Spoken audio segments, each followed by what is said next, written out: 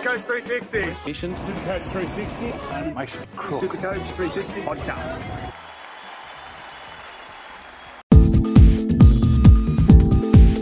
I've got Chris Randall at hooker. Obviously, he's probably the best option for that position at around about, 250k, I think it is. So 247,500. He'll start hooker, obviously with Drayden Bradley out with his injury, due back, date to be confirmed, but hearing around about mid-season. Even if it isn't back if he is back, say, by round 10, round 12, I think he'll still make plenty of cash. Probably expecting him not to play 80 minutes, but it's a bit unknown. I'd probably predict he's probably going to play around about 60 minutes. You're going to play him on matchups. At the end of the day, you could probably play him every week, but it all depends on who your other hooker is as well. For me, I will have to play him first round because I've got Harry Grant as my other hooker at the moment. Obviously, he's suspended. He'll definitely be in my team first game, but then it'll all depend on the rest of the matchups after that. But most likely play him most weeks. It just depends on how he goes. Not worried about a Kirk Man or anything, like if things go poorly, or no. Not really, no. He played a couple of games for them last year. He was pretty good. He pumped out a reasonable score in an 80-minute game he played last year when Brayley was out. So I'm not really concerned by that. But even if he gets 60 minutes, come round 10, round 12 when Brayley gets back, if he is, I reckon he'll have made at least 100k by then, maybe more, like possibly even 150, 200 by then. It's all going to depend on what he scores each week. But yeah. I'm not too worried about Kurt Mann, to be honest with you, no. Yeah, well, other than them two, there's no one else really there. That's his saving grace, I think. Well, I think that I'm expecting probably Crossland to possibly be named on the bench for them as a utility, so he could also slot in and play some dummy half as well. I don't think if Kurt Mann starts lock, I don't think he'll play 80. I don't see the thing of him playing 60 minutes at lock and then playing 20 minutes at hooker. With the workload he's going to be doing playing lock, I think he won't be an 80-minute player. But yeah, that's probably the other one who'd be probably eating into his minutes. So this is an interesting one because it's a position that doesn't really have too many cheapies in it. I've gone for Max King from the Bulldogs, who's just signed there from the Storm. It could be a bit of a controversial one, but I thought his trial last week for the Dogs was excellent. I'm not sure what sort of minutes he played, because I didn't actually see the game, but from what I heard, he had a really, really strong game. I'd expect him to come off the bench for them. He's 188k. It'll be interesting to see what sort of minutes and how he goes in the trial game that they play. I think it's tomorrow for the Dogs. I think they play. Is it Bergs tomorrow? Yeah. To see how he goes. But obviously minutes is another worry. But for 188k, if you have him on your bench, you don't have to play him every week. If he's playing 30 to 40 minutes, he'll make you some cash. As long as the only thing is, hopefully he doesn't turn into an AE nightmare for you. That's the only thing. It was down to picking him or Tepo and Maroa from the Storm as well was probably the other one that I was possibly looking at as well. But again, it all depends. I don't think there's going to be anyone in that front row position who's possibly going to start that's going to be that sort of cheap option. So I guess it's just picking that right cheapie in the front row. Well, I think he's a good pick if Heverington goes into the second row, because Heverington should stay out there and he won't eat into front row minutes. I know Paul Vaughan will give you big minutes, and I'm guessing Luke Thompson might play the other front row role. He'll give you big minutes too. But in saying that, I do see Baz giving him breaks, like especially Vaughan, who's better at the back end of a session, if you know what I mean. So, yeah, I think he's a good shout, actually. And coming from Melbourne, people seem to think everything of people coming out of Melbourne, if you know what I mean. Yeah. Their professionalism and shit like that. The only thing for me is, like you said, with Thompson and Vaughan starting, that I'd say Thompson's probably going to play around 60 minutes. That's my guess. And I'd say Vaughan's probably going to play around 50 to 60. So King could possibly only play maybe 30 minutes. I don't see him like coming on and then going off and all that sort of thing. He'll only play the one stint, so it could be close to about 30, but you just don't know. It's all going to depend on how he goes. But I'll be watching that game tomorrow closely to see how he goes anyway. Yeah. He's a worthy shout. I like it. So the back row was a hard one because there's a few options. There's some duels and a few other things. But, Kelma Talangi from the Tigers, I was so impressed by his 2 games in the trials, especially on Friday night against the Roosters. He was really good. He looked really impressive. I mean, obviously that you've got to remember that Tigers side didn't field Alex Twal or Luke Garner, but I'm hoping that possibly from that output he had in his first 2 trial games, he may jag a starting spot. At 253, 900, I probably wouldn't go him if he's not starting though, because not starting, I don't see him getting decent minutes. He's coming off the bench. You'll probably only get maybe 30 minutes or something like that. And that price, I just think there's better options out there. So if he starts, I'm definitely getting in my team. But if he's on the bench, for me, he's a no-go zone. So it's another debatable one. It was either him or, but yeah, I don't know. We'll just have to wait and see what happens. See what Tuesday week throws out at us. Well, Madge last year was a bit hesitant on Garner. He seemed to rather play Garner off the bench, which that favours Tuolangi, you know what I mean? Well, you got to remember too, Garner, he's on the outer 2 because he's going to Manly. I think it's next year too, I think as well. Yeah. So he may favour Tuolangi. You might want to give him more minutes knowing that Garner's going, but it's hard to say, to be honest with you. I really don't know. But as I said, I think he's definitely a good option to have in your team if he is starting. Yeah.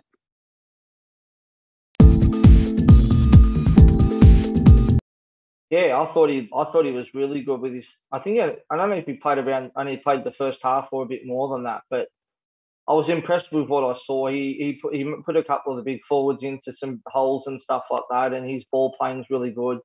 His general kick plays really good. He's got a strong kick on him as well. Yeah, I was impressed with what I saw, and he's only going to grow and mature and learn more playing next to Cody Walker too. I mean, it's only going to be a matter of time until those 2 start gelling, and I think there'll be some serious points there for him. There really will be. But again, it's another one of those things where, now that Latrell is back round 2, that Taff will be on the bench after Latrell gets back. So Ilias will want to be doing his best to impress, because if he doesn't, there's a good chance Taff could come in and, steal a spot from him. But I'd say he's pretty safe, to be honest with you. I really do.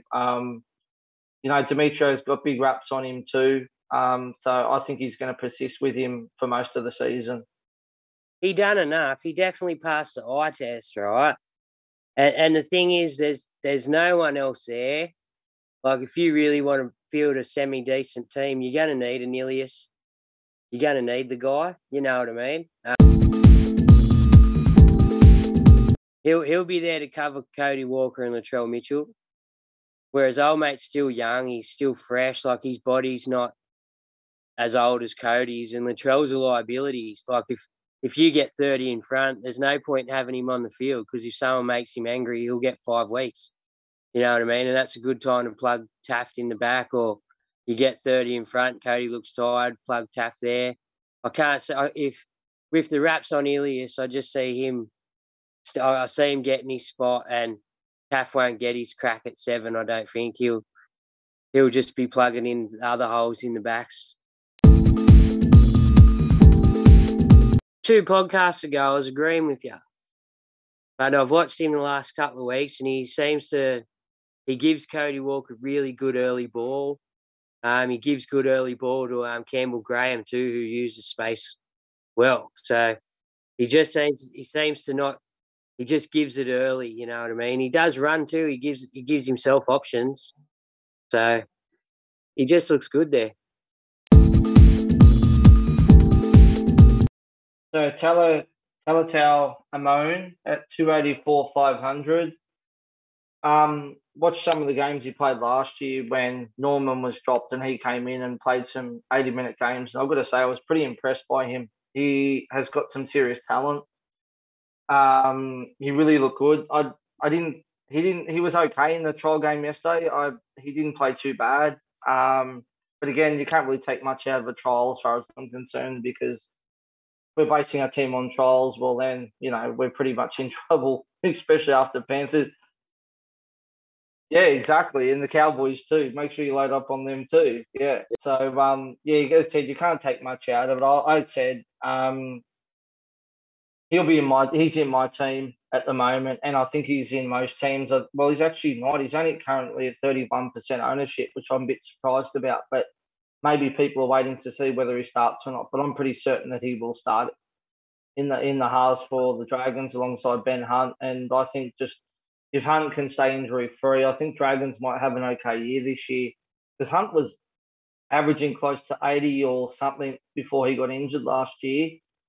So I think Amon will only just benefit from working next to Hunt too, give him some decent ball and stuff like that. So yeah, definitely another one to get in. And the good thing is dual position too, because you can pick him up in the centres as well. Yeah. Well, if he's chugging, if you've gone and got yourself 2 good 5/8s and you put him in the centres and he's chugging along better than one of your premium 5/8s after the first couple of weeks, you can easily cash out at top dollar still, plug the hole and use that money where you need to in that crucial week. This was another one that was probably a hard position to choose, because there's quite a few cheapy options for the centres. I mean, obviously you've got Targo's obviously a good option for the Panthers as well, but I just think whoever gets that right wing spot for the Roosters is just going to reap the Supercoach rewards. I mean, we've seen it in years previously. We saw it with Brett Morris last year before he unfortunately got injured. When Ikabalu took his spot, he benefited out of it. Tons galore. Like, it's just, they love that to attack that right side. And as I said, if Sawali's got that spot, for me, he's just a must-have at that price. I mean, he's going to score some serious tries on that wing. I would say he's going to get it. It's a bit hard because we haven't seen him play any trial games, because I believe he had some sort of injury, so he hasn't played. But they reckon he'll be right for round 1. He's in my team at the moment. He won't be if he doesn't start the first round. But he'll definitely be in my team if he's starting for sure, especially if he's on that wing. So for me, if he's starting on that right wing, he's a must-have. And if it's not him and it's someone else instead, whoever's got that position, you just got to jump on them. So there's going to be a try-fest. Well, they can easily become the most premium fucking centre wing in the game just in a couple of weeks in that back line. That we watched it exactly like you said. At first it was Josh Morris, then it was Sticky Icky. And whoever goes there, I think Joey Manu got put there, scored like 3 tries that game. It's just one of them things. It's a goldmine position, like the top spot. So I've got down Xavier Savage as my cheap option, 286,400. He'll most likely start on the wing for the Raiders. He played fullback in the trials, but that was only because CNK was missing both games due to COVID. But he was impressive in trial games at fullback, so he'll be putting a lot of pressure on CNK for that fullback position. But the benefit of him playing on the wing is that when they revisit the positions come round 6, if he's played majority games on the wing, he'll then become a fullback and CTW dual position, which means he is either going to be, you can pick him in either spot. So for me, for those who are starting at Turbo at fullback and looking for that cheap option, I just feel like Savage at that price could be a good option. If he kills it the first few games, he could be sitting around about 400k or something like that for round 6, and he's got your dual position. So by that stage, then you can move him up to CTW and bring in a second gun fullback by that stage. So bring in a Paps or a Teddy or Latrell or whoever you want to bring in. So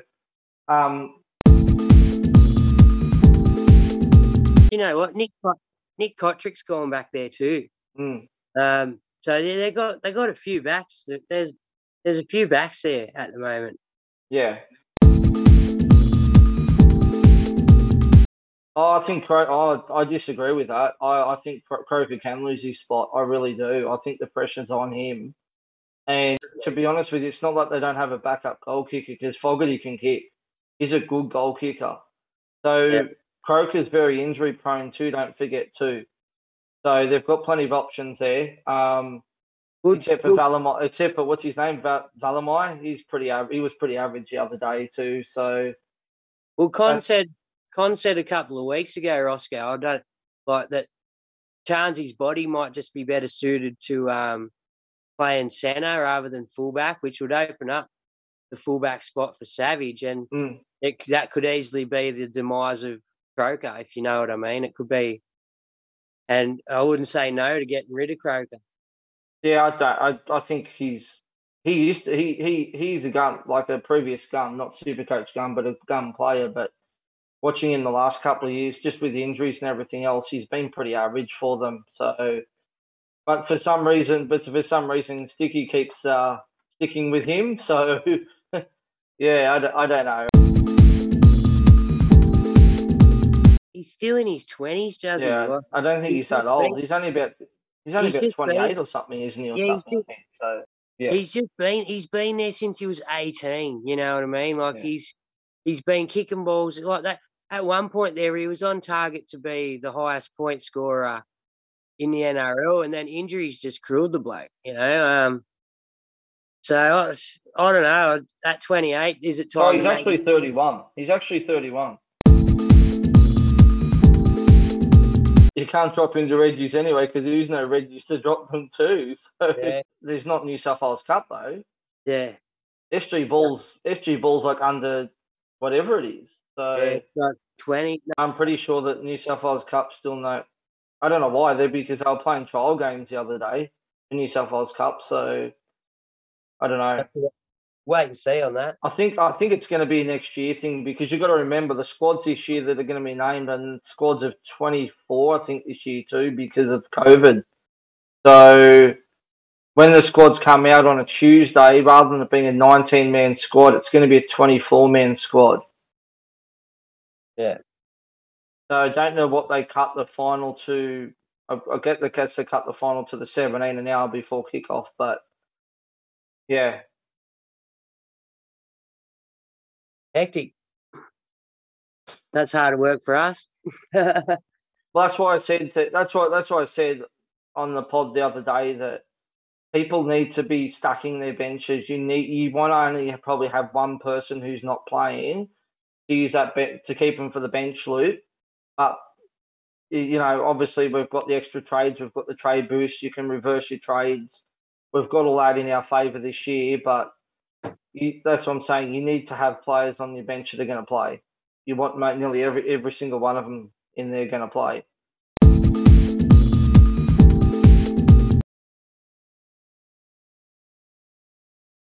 Oh, there you go. I think if Ricky and the board of Canberra are serious about like getting back into contention, they really have to look at some of his shit. Like they really have to look at moving the hookers around. They have to look at some of the backs.